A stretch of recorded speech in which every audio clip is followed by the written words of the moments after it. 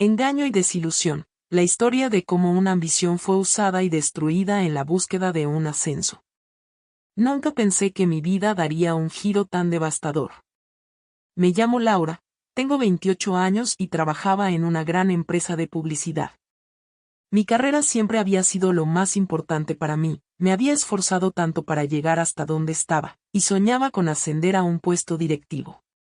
Pero, en un abrir y cerrar de ojos, todo se desmoronó. Hoy, entre lágrimas, intento contar mi historia y entender cómo terminé aquí. Todo comenzó cuando conocí a Carlos, mi jefe.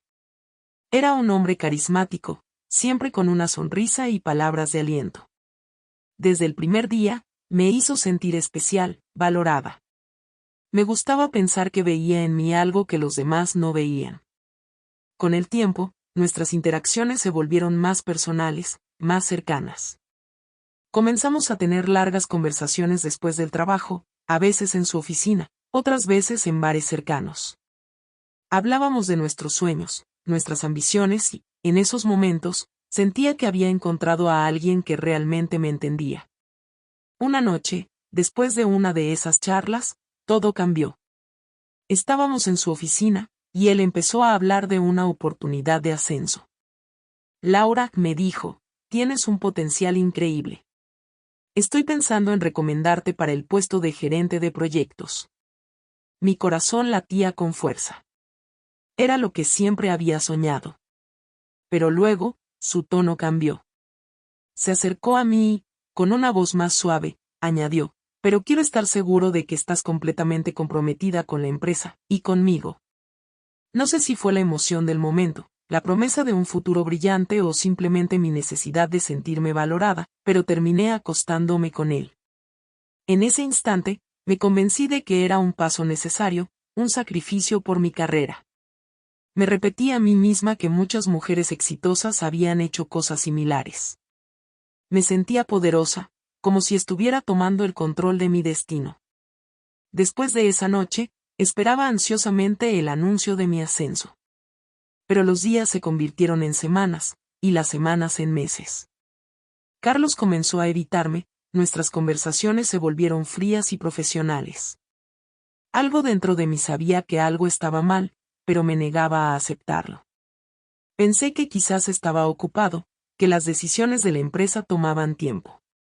Una tarde, fui llamada a su oficina. Pensé que finalmente había llegado el momento, que me darían la noticia que tanto esperaba. Pero en lugar de eso, Carlos me despidió.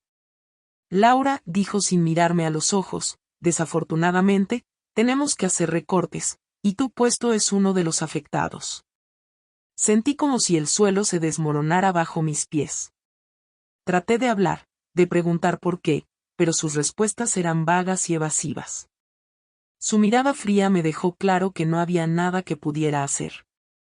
Salí de su oficina con el corazón roto y el orgullo destrozado. Me sentía usada, traicionada.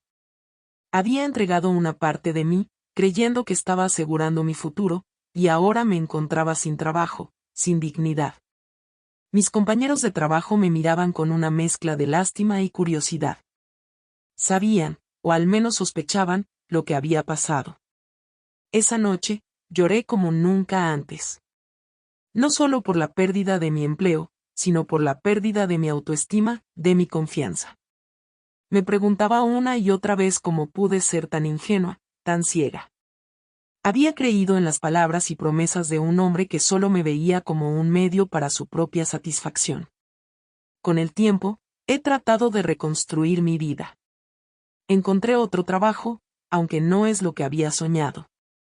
Cada día es una lucha para recuperar mi confianza, para recordar que valgo más que las decisiones que tomé en un momento de desesperación.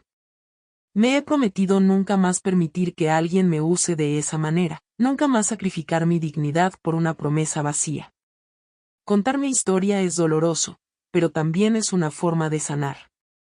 Espero que, al compartir lo que me pasó, otras mujeres puedan aprender de mis errores, que puedan ver las señales y evitar caer en la misma trampa. Porque ninguna carrera, ningún ascenso, vale la pena si para conseguirlo tienes que perderte a ti misma. Recuerda suscribirte para escuchar videos similares.